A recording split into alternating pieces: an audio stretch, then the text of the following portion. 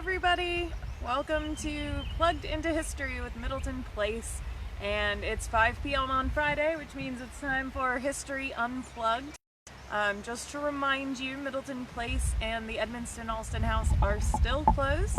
That's only temporary, of course, but we're closed for now, and we're just thrilled to be able to be here and continue to bring you views from Middleton Place and bring you American history. So we're really excited. Thank you so much for joining us today. We hope everybody is staying safe. And we've got some interesting stuff. Let's get on into it, shall we? Joining me again is Jeff and Bob, of course, and I'm Hi, Karen. Welcome. Beautiful day here in Charleston. Yes, It it is. Fantastic day. Wish you were here. Well, today we thought we would bring you another drink from the past. This is probably one of my favorite drinks because it reveals, at least for me, something I love about history. And that's how things change, that they're not always the same, that words that we associate today don't necessarily mean the same thing very much so. 100 years in the past. And today what we're looking at is shrubs. Okay, everyone I here? see lots of them. We have plenty of shrubs around us. This is the perfect spot for us. But we're going to bounce from the woody shrub to, let's say, the liquid shrub. Everybody know what a shrub is here? Absolutely. Yes. Why don't you tell us, John? Well, a shrub, basically, a shrub as we know it today is fruit macerated in sugar and then soaked in vinegar.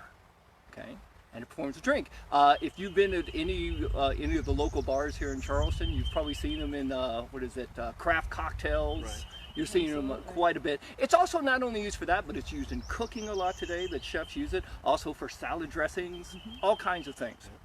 Now, when you take that word shrub, if we bounce it back, let's say to the 18th century, if we went in and we asked for a shrub, well, you're probably not going to get what we just asked for. What you're going to get instead would be fruit juice and the sugar, but instead of the vinegar, surprise, surprise, surprise, they're going to put rum or brandy in it. Terrible, Okay? really. However, the shrub that we know today with vinegar was still used at that time, but it was more referred to as a drinking vinegar. Okay? Now, a lot of people, I know when I've talked to guests out here and I mention drinking vinegar, everyone kind of looks at me. So why would we drink vinegar? Yeah, no, it's... Well, I mean, one, the water will kill you. Okay. But for your health. Yeah, I was going to say, just like last week was the things we were talking about, very medicinal, and that's a new old idea again. The subject. I was going to say, it's become a very popular thing with the apple cider vinegars and different infusions. People are taking a shot a day and right. stuff like that. Well, that's definitely old news that's new again. So. Well, before we get into like drinking some shrubs, how about we make one real quick? Okay, and we're gonna do a modern version here. We're actually going to do a blueberry shrub. All right. Good. So what I've got here, everyone can see, we've got some beautiful blueberries here, and we're going to do the first main thing is we're going to take about 5 to 6 tablespoons of sugar. Okay, and we're going to cover these. There we go. That's pretty good. Now, we've got everything nice sugar, but we've got, here comes the fun part, we have to macerate. Or shall we say, we're going to muddle these up. Muddle it up. All right? Fun activities to do at home, folks. There we go. Yeah. This is not, for those of you looking for family-friendly content, these are not always mixed drinks. Every every modern shrub starts out as a non-alcoholic vinegar situation. You have to add the booze later. And I should point out too that even though I'm doing blueberry, what we're doing, this basic recipe of taking the fruit, muddling it and with the sugar, macerating with the vinegar, you can do this with any fruit. All right, this is a basic recipe. All right, so you can see here we've got a nice mushed up mess. Now, do you want you want the fruit to like soak up all the sugar? Yeah, that's what we're going to do. We're going to heat this up, soak it up, and then the best thing to do is to let this set for anywhere from about 24 hours to 48. All right, let everything kind of mix together. Let it get all nice and soaked in. So what we would do, we would set this aside and use it in a cool spot. I would recommend covering it maybe with some plastic film or let it set for a couple days. And what's going to happen is all this juice is going to start to build up. Okay. Then what we would do next, and we're gonna jump ahead here a little bit. We're gonna take this. We're gonna take our. We're gonna just set it right here for right now, and we're gonna pour it in. All right. It would be a lot more liquidy. Yeah, a lot more liquidy after those couple days. Exactly. Now, we've got all that. We're going to strain that through. We can see a little bit of juice is coming through, but what we want is all that skin. We want to get that stuff off there. So what we're going to do is we're going to take our secret ingredient in the snake bottle, I should say. Apple cider vinegar. We're going to take this and we're going to do basically what is referred to as washing the fruit. I want to get all that sugar off of there. You're getting all that flavor from the fruit. Yeah. Down through there. And of course, the longer it sets before you do this, right, the more you're going to get out of it. Right. Okay. Some people you could also cook these over a flame. I'll be honest, not my favorite method. I think you get more flavor just letting it set. It takes a little patience. Right. Sometimes sometimes that's the hardest thing to get. I was gonna say that's my favorite. You can do these in one day. Of course, you don't get the depth of flavor that you get from several days worth of letting the berries sit in the sugar. But if you're short on time or if you're impatient like me, you can definitely. The way that I do it is to boil the vinegar on the stovetop, put the fruit directly in it, put the sugar directly in it so that it dissolves, and then I strain all of it through a very fine mesh strainer, and that produces a clear liquid. So now, if you can't that you're not making vinegar. By heating it, you're making a syrup, is what you're making. I'll drink a bit of both. So you can have both. So let's set aside. So you can see we've got all our wonderful juice here. Then what we would do is we would put this in a bottle. Again, we're going to let this set, I would say, for about 2 to 3 days. Cork it, let it set in the bottle, and then we're ready. And through the magic of the internet, we set it over here, and lo and behold, we have blueberry shrub now. All right? Ta-da! Now, the important thing, so here. Allow me first. What we're going to do is we're just going to take a little bit of this. Notice the color. Not quite blue, is it? No. It's been setting for a while. Now you made this. How long did you... This has probably been a couple weeks. Okay. On this one. And then I'm just going to strain it off with a little bit of water. Or shall we use rum? I mean... All right, let us use rum then. And then we'll do a little bit of water, shall we? It's 5 o'clock somewhere. Oh, wait a minute. It's here. It's 5 o'clock here. Great. So we'll do a little pour of this. A little bit there. Now we'll add just a little splash of water here in our wonderful shrub glasses. Do we have a Jeff, question? I think we have a question. Yes! Yes, we have a question here. How long can you store shrub, and how do you do that? I would store it in the refrigerator, and she will, if you make it at home, she'll last for, I would say, anywhere from about 6 to 8 weeks. Okay. May go a little longer, could vary on that. And there is some effect again with the cooking it, with the heating it. It can last a little bit longer. I've kept it for a few months, really, without it being, without it being an issue. Yeah. Thank you. Oh. This is beautiful. What do you think? Mmm. That's really good. That's not bad at all. It's delicious. There's definitely that blueberry fruit, but it's also a little bite from the vinegar. Nice. You know, one thing we didn't mention, where does the word shrub come from? Anyone know? From the Arabic, I believe, right? Actually, I was Shrub? watching the... Shrub, which means to drink, or it was also translated as beverage as well. Watching Monty Python's Holy Grail, and that's the only shrubs I could... Shrubbery. The shrubbery. You must bring us a shrubbery. Which I didn't think it came from that one. But it's interesting when you look at, especially cookbooks from the 18th century, you'll see quite a bit of shrubs. And usually what you'll find, more than anything else, there's 2 types that are generally made. Right? It usually is either an orange shrub or it is a lemon shrub, or sometimes what was known as London lemon. Here in Charleston in the 1760s and the 1770s, looking through the South Carolina Gazette, Yeah. I love that you'll see all these merchants, and they're not just getting like bottles of shrubs. They're getting casks of orange shrub. Many of them are saying cask of orange shrub mixed with the finest Jamaican spirits. I mean, anything worth doing is worth doing for a cask. Just thinking. Well, I knew that they did have in the 1740s here, about 1740 to 45. They're actually... It didn't pan out, though. So I could see where, here especially, I mean, having citrus to use for these things is pretty easy. Yeah.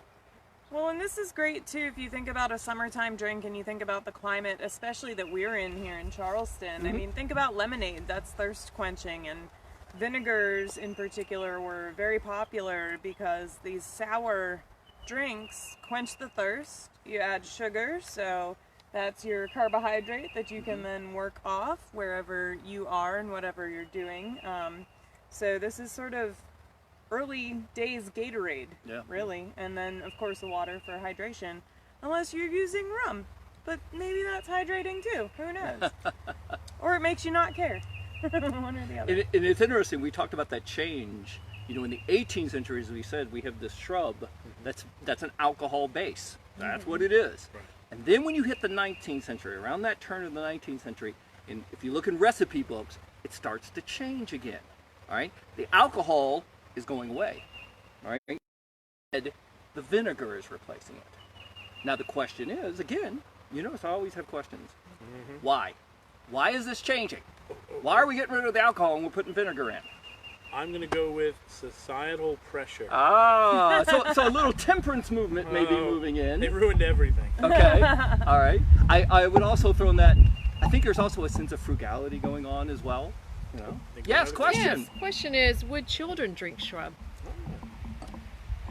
I think when you hit the 19th century, with this being a mixture of just fruit juice, vinegar, and water, I would say yes. Again, as Karen mentioned earlier, it's also seen as a medicinal property, so very much so.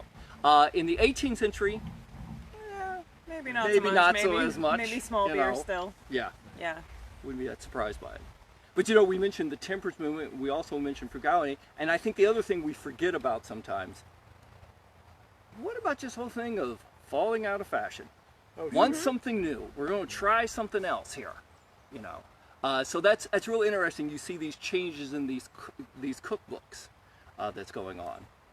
Well, and I mean, would you think of this as like what they call these infusions and different things now too, or is that a bit different? I mean, because I think of it almost in a medicinal way, and you see in the 19th century where now medicine becomes much more sort of something you go and purchase Dr. So-and-so's special elixir, what have you. It becomes a little more, almost in a way, taking it out of the home. I mean, this seems like something, as we're telling people, it's something they can do at home, and it's something that folks do. Now, it's interesting you bring this up because shrubs appear again in the 20th century, but we're looking in the 1940s, 1950s, 1960s.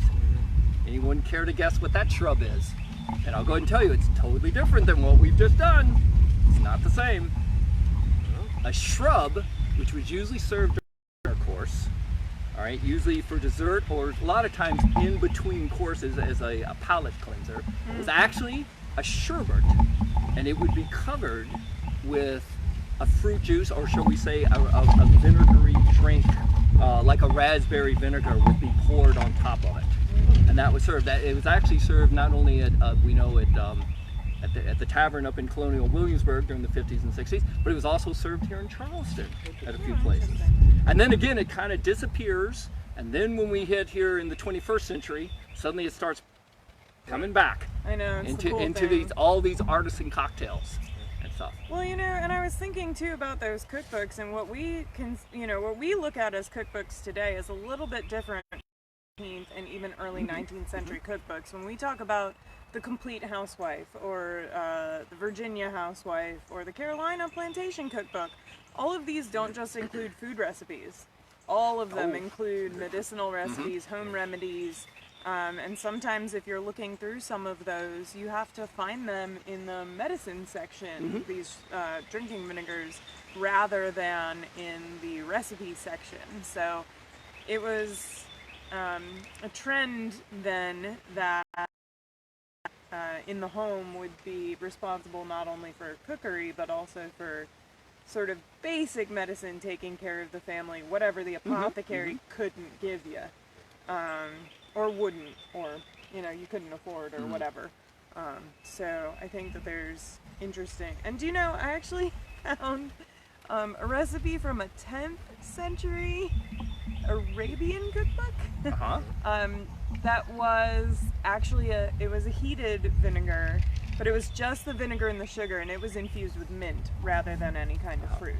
Yeah, that was just interesting. I was going to say, with one of the shrub, what you're looking at, it was basically in the Middle East. Mostly, it was developed mostly by Muslims, and again because no alcohol was to be drank. I think we have another question. Well, we have a comment and a question. Okay. Linda is telling shrubs do last in the fridge for 6 weeks. Okay. And the blueberry one is very good with vodka. Just so you know that. Practitioners? Yes. And Tracy would like to know, where was the vinegar made? Ah. I know that would be. Do you know there's local? a lot of recipes in those cookbooks for vinegar also? A lot of recipes, and the raspberry one on the table was made with homemade white wine vinegar. A friend of mine was making white wine, and it turned, so they put yeast in it and made it vinegar instead. But that's a home thing too. Look, Blue Heron is here. I know he's off. You can totally turn it if you want to give it a try there, but I think he's headed our way. yeah, He's he's gonna come behind us. coming by. He's looking to hit the buffet table. Hey, maybe would you care for a shrub? Yeah. So. So But yeah, I guess, mean, that's so you're talking most of these are wine vinegars, cider vinegars. cider and wine. Yeah.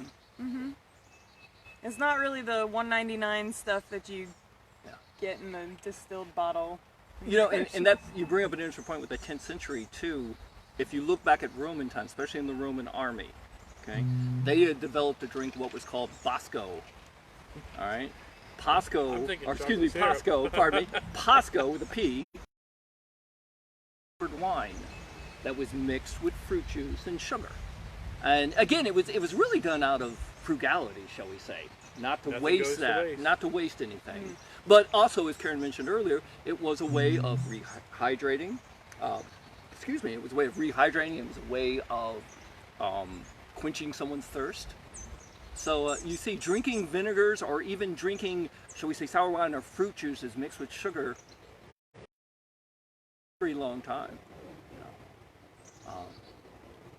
That reminds me, we mentioned sherbet earlier. As we think of ice cream, but keep in mind, sherbet was actually a drink at one time, which was basically fruit juice, sugar, and it was, many food historians actually consider the first soda pop. Nice. Was what sherbet was. I know there was quite a market in the antebellum here for ice here in Charleston.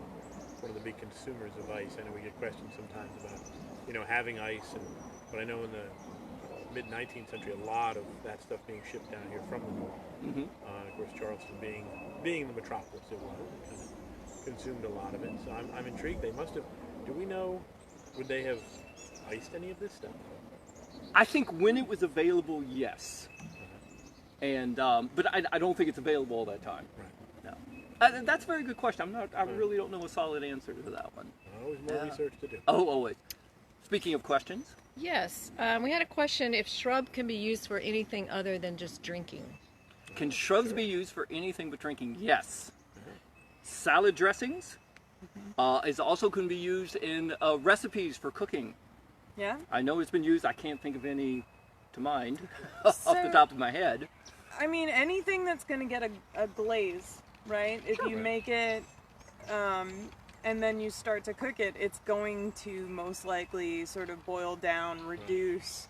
So anything that you can think of that would have a reduced sauce or a glaze, I'd happily substitute shrub, something like that.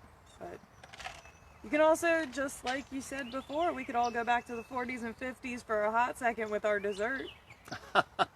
We, come to think of it, my wife and I, we have put this on ice cream before. And it does work. Be delicious. Yes. I bet it would be good on cheesecake too. We I'm gonna try that. We're gonna try that. We should do that next. Yeah, we'll do. always All the something ways new. that you can use shrubs. We have another question. Yay. What kind of fruits work best for shrub? Well, I would think Berries Wow. of all kinds, yeah. but really every. Well, no, we do say every citrus, right? Lemon, orange. I think Yeah. lemon and orange is excellent. I think the raspberries and the blueberries and the blackberries. You could make a shrub, honestly. You could make this out of not only any fruit. You can also make it out of vegetables as well.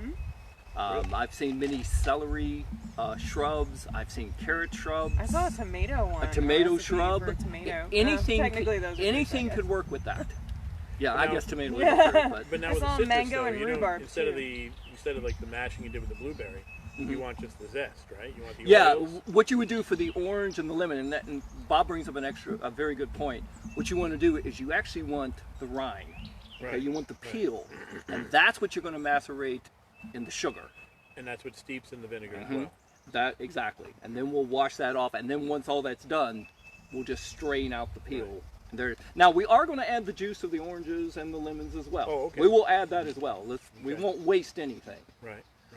But the peel plays a very important part in it. Right. And the zest. You know, Yeah. exactly. One of the shrubs we have is a peach ginger, and actually when this is made, again the skin is left on.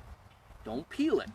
Now, did you Just the whole thing Did you in. like grate some ginger? Or? Yes, and I will tell you, grating ginger, the best way to do it, freeze it. Freeze Yeah, the that ginger. makes sense. It's a lot easier Yeah. to grate it.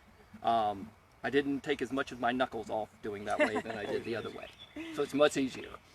And you know, from a modern perspective, that's something that I've always loved to do is, you know, there were certain spices I feel like that were used frequently, ginger and nutmeg being the most frequent that we see, but I have done a strawberry peppercorn, I've done a blueberry rosemary, this one is actually raspberry and thyme. So if you go into sort of the modern version of this, especially to make a mixer for your own cocktails, get creative because a lot of herbs and a lot of different spices blend really beautifully Yeah. with these fruit vinegars. So from a modern perspective, definitely get creative because it can be I fun. wonder if Yeah. you could put like even. I mean, you've got some sweet and stuff. I wonder if you could put a little hot, like a little. Well, I mean, the Spicy. peppercorns give it a little Don't- kick. So yeah, I don't think see you why could go not. there. I think, Let's make a jalapeno shrub. That's what I'm thinking. like many of these, Yeah. I think you're only limited by your imagination. Absolutely. You know, I'm not going to guarantee the taste of them all, but you're going to. You never know until you try. Surely So, jalapeno would sure. be good. We've all had a jalapeno margarita, right? Sure. I mean, I bet that would be delicious. No idea what you're talking about. So, Oh my goodness. Well, well, you know, one thing I have to say, Yeah. you know, last week when we did this, we came to you from inside the tavern, all right, or inside the restaurant, shall I say. It is such a pleasure to be outside, to be able to do this, especially in such a magnificent setting that we have here. You know, that's one of the wonderful things about sitting here is you notice our background kept changing with the herons walking by. Earlier we had alligators behind us swimming in the pond. So it's this is a very, sometimes I know for myself, I take for granted this place. And this is really a beautiful place, and hopefully please come out and see us at some time. well, and it's we can. definitely one of our goals digitally. We know that you all can't be with us, so we really are grateful for the opportunity to bring you different views, right? Different scenery, things that we wish that you could experience in person, and so we're doing our best to bring you those, at least virtually, for now. Yeah. So thanks very much for being with us. We appreciate it. We'll try and find all the most beautiful views and find you some interesting information. Of course, there's never... Can we talk about, do we know who is drinking these? My understanding is this is basically anyone in the public. I don't believe there's necessarily a status on this that I know of. Again, especially when you're talking the 18th century, these are very much available in taverns. They are very much available to purchase if you have the money to be able to do these. When you hit the 19th century, you see them more as almost as a temperance drink, vinegar. All right, so these may be the, shall we say, the teetotalers. Sure. You know, or also for medicinal. Kind of a question.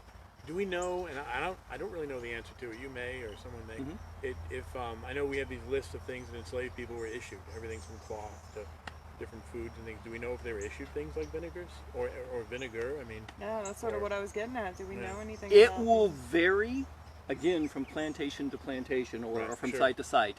Right. I would say, as far as when you're talking shrubs, this is probably way more available to enslaved people that are in an urban setting Sure. Right.